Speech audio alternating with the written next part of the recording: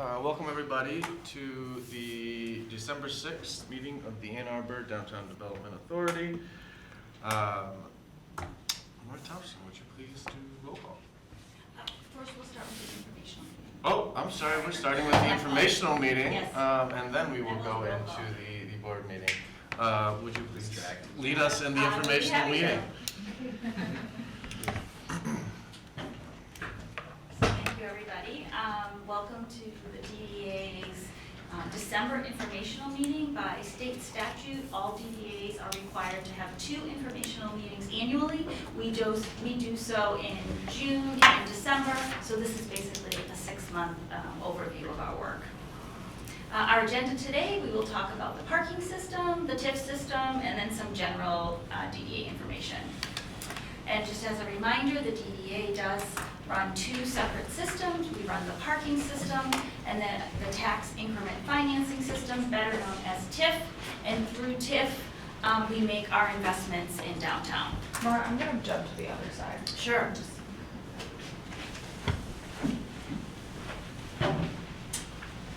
it's open. So we will start with the parking system.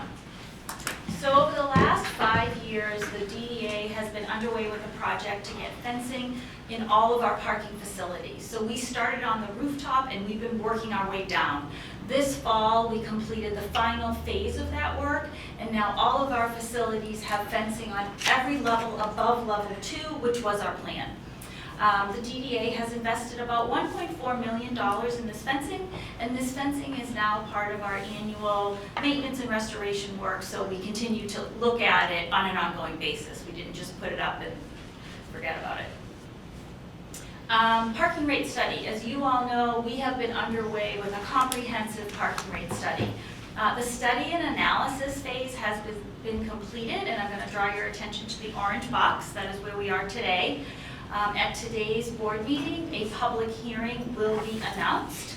That public hearing will take place in February.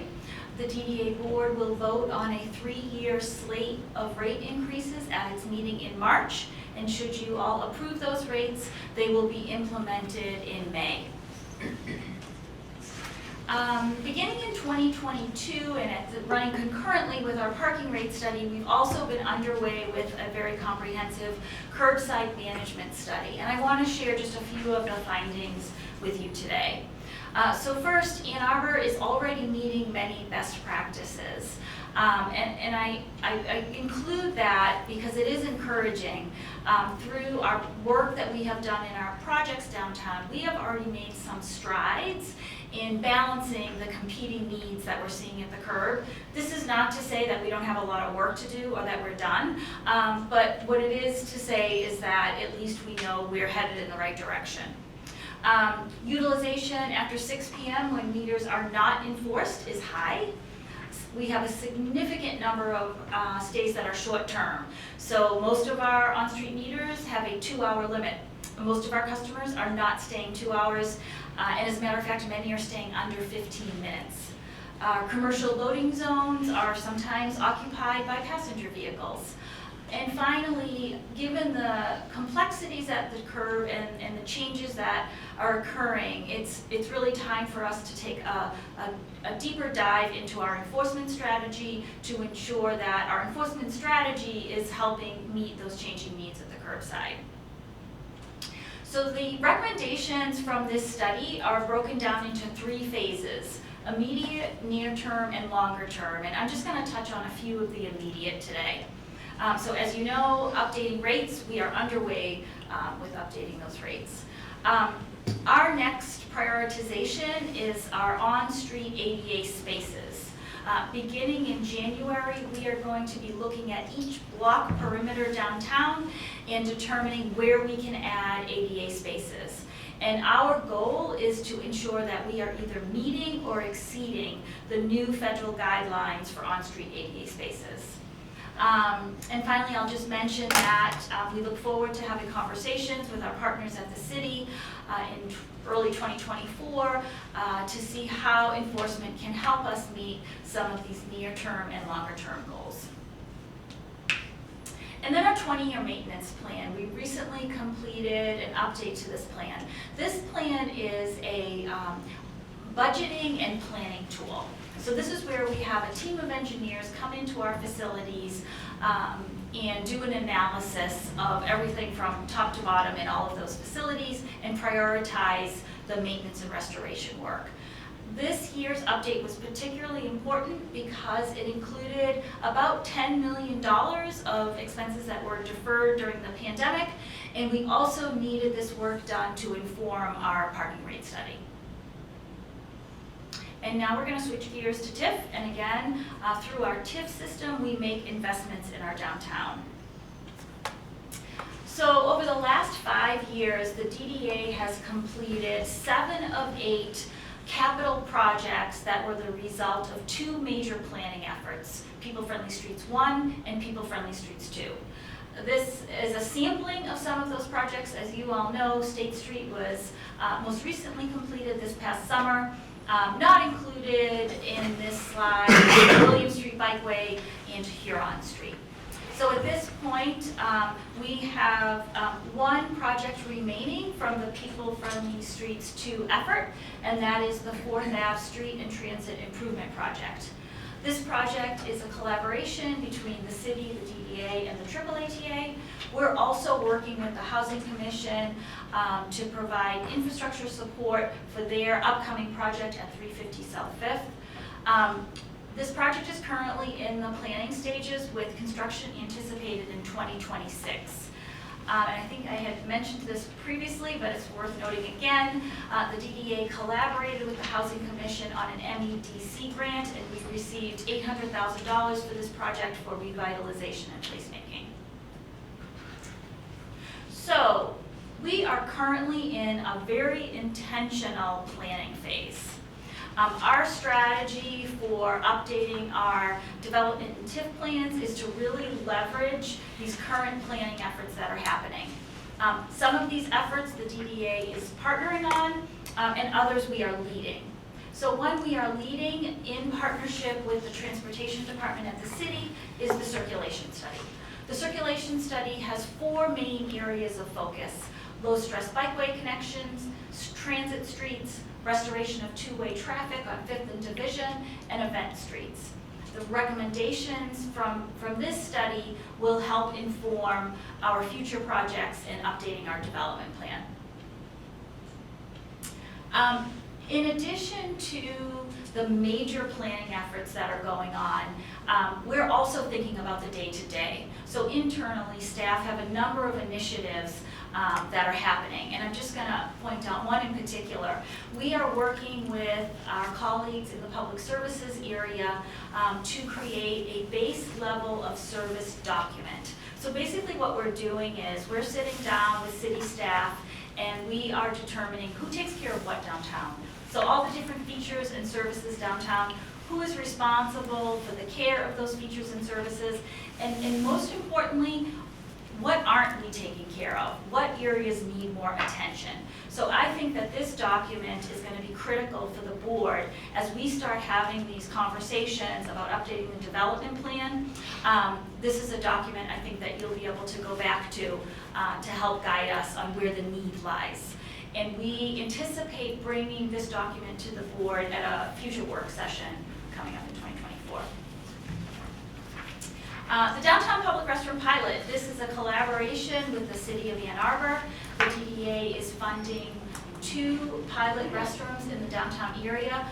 Over the summer, we convened a downtown public restroom work group, and that group helped us establish goals and location criteria. From that work, we have determined where those pilot locations will be. So we will be piloting 2 units in 3 locations. East Washington Street will house a unit for 12 months, and North 4th Ave and Maynard Street will each have a unit for 6 months.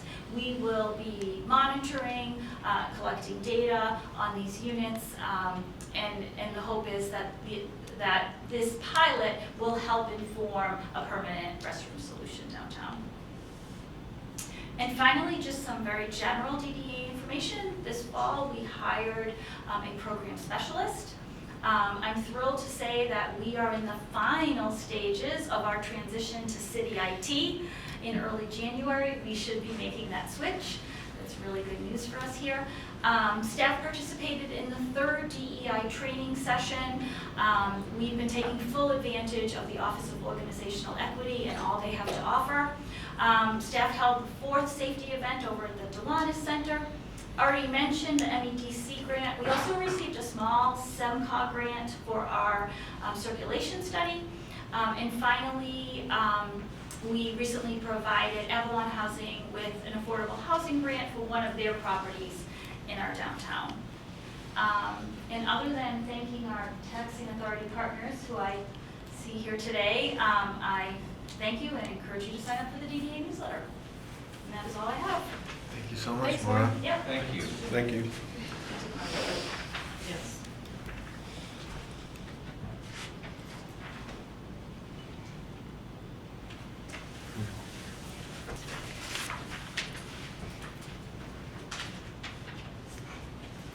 Okay. Let's get started. Welcome everybody to the Ann Arbor Downtown Development Authority Board meeting, Wednesday, December 6th. Ms. Thompson, would you please do a roll call? Micah Bartelme. Here. Steve Brummer. Here. Alex Deek. Milton Dehoney. Here. Tyler Kinley. Here. Angela Jackson. Here. Darren McKinnon. Mike Micklon. Here. Fressa Nichols. Here. And Danielle Vaughn. We do have a quorum. Lovely, thank you. First up, do I have a motion to approve the agenda? So moved. Thank you, thank you. All in favor, please say aye. Aye. All not in favor, please say nay. Motion is approved. Next up, we have public comment. This will be 4 people maximum, 3 minutes each. We have 1 person signed up, Carol Morlock. Yeah, sure. Come on up to the podium, Carol, and you'll have 3 minutes. Ready? Starting now. Good afternoon. I'm here to share a concern regarding an article printed in the Michigan Flyer e-newsletter. But first I want to share, I've been informed by a DDA staff member that the decision has already been made to eliminate discounted parking for Michigan Flyer customers. I'm perplexed. Why have public comments if the decision has been made? Isn't the whole point of public input to consider options before a decision? I ask, why have a board that oversees policy? Where's the transparency? And why make this one rate change before the upcoming February public hearing, which is to address parking rates? Having shared this concern, let me address 4 points regarding the elimination of the discounted parking for Michigan Flyer patrons. First, $2 a day parking encourages public transit. The City of Ann Arbor has been working towards this goal. More people will now drive to Brighton to park in the Meyer parking lot in order to take the Michigan Flyer, or people will drive to the airport. Unfortunately, both options mean more single occupancy car driving and do not encourage public transit. Second, the parking spaces upstairs in the 4th and William structure are almost never full. So doesn't this seem like there's no actual cost to discounting the parking? Third, Michigan Flyer users help to activate the upper floors of the garage. During weekends and early mornings, there are fewer people around to dissuade nuisance behavior. By having more opportunity for people to utilize the structure, this keeps the garage a little safer for everyone. There have been times when I've taken the 4:45 a.m. Flyer, and as a single over 65 woman, I have felt very safe parking and exiting the garage at this hour of the day. Last, as of November 13th, the Michigan Flyer has increased departure times. People can now leave the Blake Transit Center at 3:15 a.m. and return as late as 10:35 p.m. These scheduled times had been eliminated during COVID. So to reiterate, keeping discounted parking for Michigan Flyer patrons provides more public transportation options, contributes to the city's 2030 carbon neutrality goal, and aids in more activity in the upper levels of the garage during times when fewer people are in the structure. In closing, I am a supporter of downtown and appreciate the DDA's movement toward downtown vibrancy. However, the loss of discounted parking seems to go 15 against seconds. everything the city and the DDA are trying to promote. Thank you for considering my views. While you have my letter in your board packet, I will leave copies of the words I just spoke in case you want to further reflect on my words. Thanks for this time. Thank you, Thanks, Carol. Carol. Okay, next up, we have reports from city boards and commissions. Dr. Honeyman? Did not meet. Okay, thank you very much. Next up, the executive director report. Ms. Thompson? Nothing there. Next, DDA members' communications. Any member communications? Okay. Next up is the consent agenda. Do I have a motion to, or is there anything, I guess I don't have to move, consent agenda, right? You have to move the consent I agenda. have to move the consent agenda. I'm moving the consent agenda. Do I have a second? Second. Thank you. All in favor, please say aye. Aye. Motion passes. Special business and reports. Mr. Mahoney. Thank you. So, 3 things I want to touch on with you today. First is the search for the police chief. We conducted 2 days of interviews last week, Thursday and Friday. The 4 candidates, one is from New York, one's from California, one's from Arizona, and one is from Detroit. The candidates from both New York and California have roots here in Ann Arbor, University of Michigan graduates, and began their law enforcement careers actually in Michigan before moving on. The candidate from Detroit is the current deputy chief of police there. And then the candidate from Arizona has worked in multiple jurisdictions in multiple cities in Arizona. And because of his skill set, when Ferguson happened, he was asked by both the Justice Department and the person in Ferguson to go there to stabilize. So he left, he got leave of his job in Arizona to go to Ferguson, and he stayed there for 6 months. Because he was successful at doing that, he was asked to go subsequently to a community in New York to do the same thing to help reform and change policies there. So that's what his reputation is. The way that the city charter reads, the city administrator appoints the chief, but city council must confirm the chief. We have one more meeting in the month of December. That will be on December the 18th. And it's my intention to have a resolution on that docket naming a person and asking for the council's confirmation. And so that would then green light me to do final negotiations to arrange for a chief to come aboard. So I wanted you to be aware of that. Second is the bicentennial. Celebration begins starting January 1st. You've probably heard before, we're going to be celebrating across 12 months, not just a single day. The actual birthday of the city is May 25th. Karen Delhay is leading the effort to actually plan an activity for May 25th itself. Details of that are still in flux. We are planning a kickoff party on January 19th. It'll be a ticketed event at the Michigan Theater. The proceeds would go to promote the 2 legacy projects that we have for Bicentennial. One of them is the Bicentennial Park. It used to be called Southeast Area Park. City Council changed the name officially, and the hope is to put several amenities in the park over a period of years to transform it. The second legacy project is the renovation of the Elks Lodge.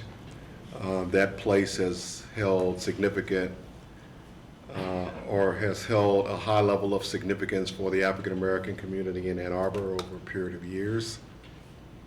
And then we are also working on placing a statue in honor of Kathy Kozachenko in front of City Hall, and we are partnering with an organization whose office is based in Australia in order to do that. There is a bicentennial clothing line that's been developed. It's already online. It's an on-demand store, so if you don't order, we don't print, so we're not stuck with a lot of inventory. Destination Ann Arbor is the manager and creator of an online calendar of events and activities. So we intend to have multiple events each month across the 12 months. You're able to go on the calendar and see what's coming and make your choices about where you may want to go. We have been asking over a period of months for both the downtown merchants and the merchants at the Briarwood Mall to consider doing decorations, having specialty menu items, having special sales, all in honor of the bicentennial. We will host a delegation from Tübingen, Germany in September. They are one of our sister cities, and they are coming here to help us celebrate the bicentennial. So there's a lot more information that'll be forthcoming. We're asking groups that do events annually to consider co-branding their event in 2024 so that they can display the Ann Arbor Bicentennial brand along with their own brand. If they agree to do that, then we will help to market their event while we're marketing everything else. So it's a win-win. A number of organizations have already said, yeah, we'd like to do that. And because we're celebrating across 12 months and not just 1 month, some groups are still in the planning stages for activities or events that they intend to take place in the latter part of 2024. So as those come together, we will share information about that. Ann Arbor Public Schools has created a special curriculum in honor of the bicentennial. It's a history project, K through 12, and they are beginning to roll that out. The University of Michigan is studying what they're going to do around the bicentennial. So it's our 200th birthday. I have the honor of being one of the co-chairs of the coordinating committee. And as this is our last meeting of the year before we sort of get into the bicentennial, I wanted to mention it to you today. The third and final thing I want to cover in my time, I'm going to give you both context and content. And I want to do that because I serve on a board with you. I have been completely transparent my entire career. I'm not stopping now. And there are people saying things in the media about me that are completely inaccurate. And I just can't let the record go the way it's going. So I'll share my perspective. So earlier in the calendar year, as we looked at the Ann Arbor budget and looked at what our horizon looks like over the next 3 or 4 years, I saw cause for alarm starting in 2026. Reason being, as you know, we're limited in our revenue sources because of Headley and state regulations. I think, I wasn't here, but I think when marijuana was legalized, people thought that the revenue stream from marijuana would actually be greater than it has turned out to be. So 2 years ago when I arrived, our marijuana income was here, and the assumption was that it would just continue to escalate because a lot of people are buying weed in 23 locations. Well, last year, the marijuana revenue came in under the year before. So that's kind of telling you, you can't just assume it's on an upward trajectory. I don't find fault with it, but each time the University of Michigan does a real estate transaction, it takes a taxable parcel off of the tax rolls, so the tax base shrinks. The University of Michigan is continuing to do that. They just did a transaction of a $7 million parcel out off Plymouth Road. Nobody's fault, but as they do that, less money for the city. So as I looked at what we were doing, we had made a decision to give to the Housing Commission a number of downtown parcels of real estate. That's before my coming. And as I looked at the city giving away its assets and becoming very limited on what revenue it could generate, I went in front of the city council last April and said I would like to pull one of those parcels out of that list, because we simply can't afford to give away all of our assets for $0 and then be able to do all the things that we're expected to do. Part of the reason for the alarm, I'll say concern, it's not the world's ending, but the city has several labor unions, and we negotiate 3-, 4-, and 5-year contracts with those labor unions. And so in subsequent years, when their raises are due, that's a promise made. You got to have the revenue to pay it. You can't do, unions aren't going to accept 0, 0, 0, and then you get an agreement. So when I approached City Council about pulling out what we refer to as the Klein lot, I also proposed to pull out, to look at doing a development on the promenade right next to City Hall. Right now, that's just a flat surface. And so I asked if you have issues with me looking at these two things, as you pass the budget, please tell me not to do it. I didn't get that. I got an encouragement to look at what's possible. So in trying to build relations across the community, one of the groups that I've been meeting with is Destination Ann Arbor. They told me there was an effort made some years back, predates me, to do a conference center that crashed and burned, but that the community really needs a conference center. We do not have the ability to compete for groups coming here because of that. And they did a study to show how much revenue the community is losing by not having it.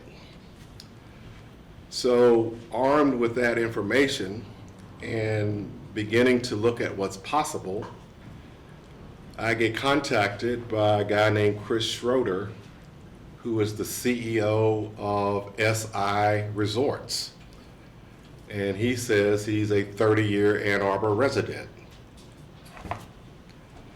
He said they are looking around the country in college towns to place hotels in those communities. And they were interested in looking at Ann Arbor. Great, so let's meet. I subsequently found out that a guy that worked for me when I was city manager in Cincinnati 10 years ago had been hired as a developer by SI. So we're trying to find out what's on SI's mind. So I convened a meeting. If you've ever been to City Hall, you know we do not have big conference spaces.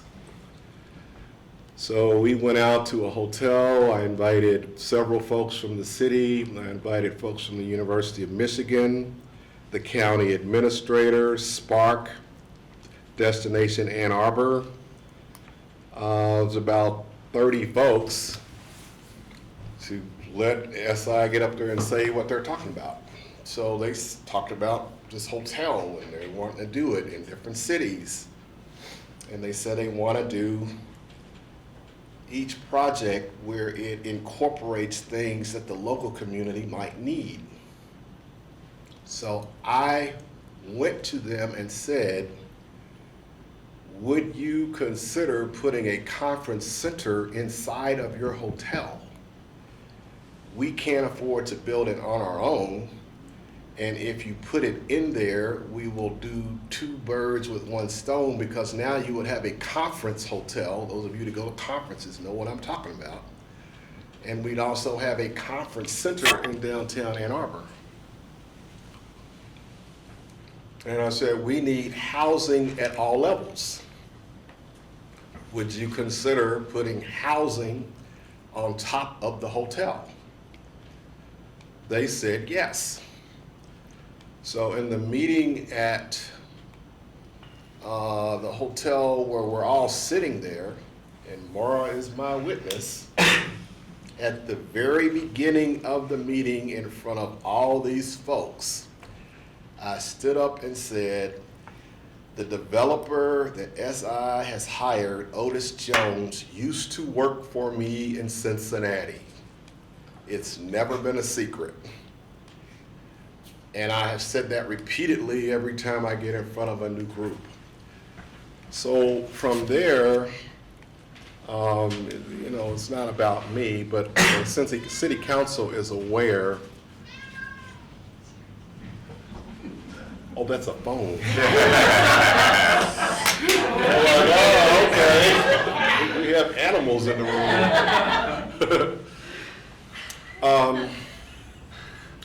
From there, I have labored to do what my job is, to try to get a deal framed that's in the best interest of Ann Arbor. That's what they pay me to do. And City Council hasn't said yes, or they haven't said no, because nothing's been officially presented to them. So what we're talking about is a hotel on the Klein lot, and I didn't say this, but I need to say a couple more things. We didn't know where SI wanted to go. We connected them with the Broadway project, so there's a space over there where they're doing something by the river, maybe you want to look at that. We connected them with Mike Martin because he has a space. I can't speak for SI, they do what they do, so they looked at everything and they came back and told us, no, we want this lot because it fits what we were trying to do. So we're talking about a 200 key hotel with 100 condos on top, enhancing the parking that would be public, and putting in a conference center. The amount of square footage in the conference center, according to Destination Ann Arbor, would enable us to try to recruit conferences and business meetings up to 2,500 people. The space will allow that. So if you look at a hotel that only has 200 rooms, and now you're recruiting conferences of 2,000 people, it tells you that every hotel is going to benefit every time a conference comes to town. Downtown restaurants, hotels. So that's what I'm working on. And, you know, if people don't like that kind of project, it's a democracy. They should say so.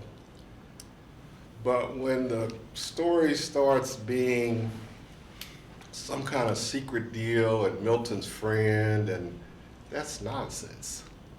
And I just can't sit by and let people take my character down a trail that it hasn't gone down in nearly 40 years, but now all of a sudden there's a problem.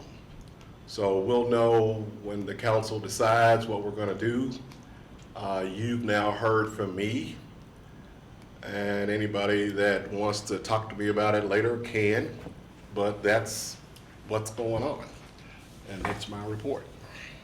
Well, thank you, Mel. Appreciate that. Thank you. Thanks. All right. Next up, we've got new business. First up, parking system proposed rate changes. We're going to have a public hearing. Since March, the DDA has been underway with a comprehensive parking rate study. The DDA board reviewed the first iteration of the proposed rate increases at its September work session. Based on the feedback received in September, the consultant team presented an updated slate of rates at the October board meeting. The proposed rates were then shared with City Council at the October 10th City and DDA work session. In your packet today, you'll find the proposed rate table. The information is also available on the DDA website, a2dda.org. Today, we are announcing a public hearing date for those proposed rate changes. The public hearing will take place on February 7th, 2024 at noon here in the DDA office, 150 South Fifth Ave. One does not need to sign up to speak at the public hearing, and one does not need to come to the public hearing to provide comment. Anyone wishing to provide feedback can do so by emailing or calling the DDA. The public hearing announcement, along with links to the proposed rate table, detailed information about the study, and contact information can be found on the homepage of the DDA website, a2dda.org. Next is unfinished business. Can we get a chance to bring up the resolution?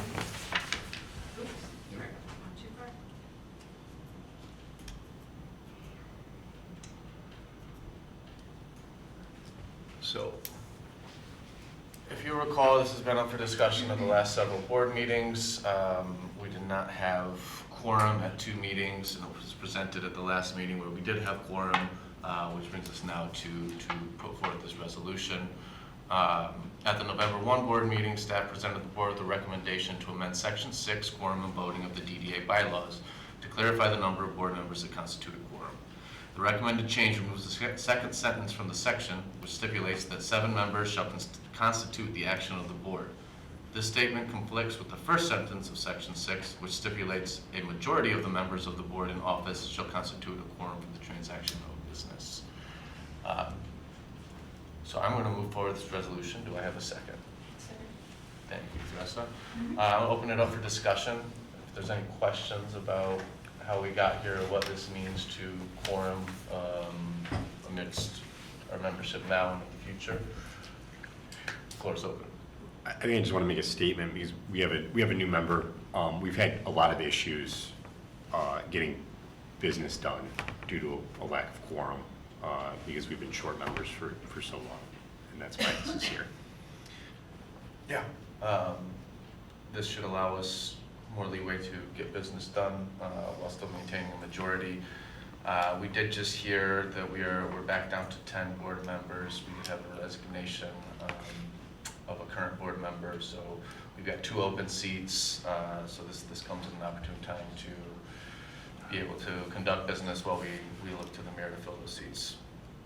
I think I just want to make the statement again, and I brought this up before, of making sure that we don't let this get in the way of having a full board that represents the community, since we can continue to move forward with business even if all the seats aren't filled. We have pretty good gender diversity, but I'd like to make sure that we're using our open seats to make sure we have representation in other ways as well. Just making sure we're keeping mind of that, but I fully support this. Good. I feel like this and the work session change are, great, great changes for us to do business and be a productive board for staff. So I'm just happy to see it. Good. It's, we have a process at the city that the mayor takes board appointments to city council. People have to apply and go through a little process. And it is a labor to get, the city has about 60 boards. That's a whole lot of boards for a city this size. So it's a struggle to get and keep these seats filled with people having flexibility to come to a meeting in the middle of the day or at 7 o'clock at night or whatever. Yeah. And recognizing that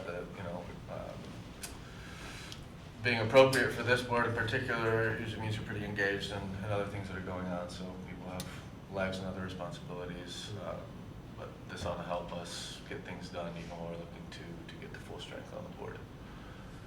Has DDA council been involved in the drafting or review of this amendment? Oh, counsel, Yes. Jerry. Oh, yes, our attorney. Yes. Sorry, I thought you meant city council. No. Oh, I'm sorry, I shouldn't use. Angela's a lawyer, so, you know, she's, We Yeah. first went to our attorney to consult with him on the change. Okay, okay, so he's reviewed the language and approved it. Okay. without further ado, if there's no other discussion, all in favor, please say aye. Aye. All not in favor, please say nay. Motion passes. Last up, communications. The following communications are included in the board packet. There's no action required, these are informational only, but you will find the parking system rate study executive summary, the November board correspondence, the staff report, and the 2024 DDA meetings final schedule. I'm going to reopen this up for public comment. If there's any additional public commenters at this time, we'll have 3 minutes. Seeing none, we'll move on. Do I have a motion to adjourn? Before, what's the next meeting? Next meeting, Kelly? January 10th. 10th, so. I'll be putting out the invites and we won't be canceled there. Conversion. Great. Well, do I have a motion to adjourn? So moved. So moved. So I'm moved. sorry. Second. There we go. All right. All in favor, please say aye. Aye. Aye. Wonderful. I get to go back to work. Thanks for sharing that. You're welcome. Appreciate that.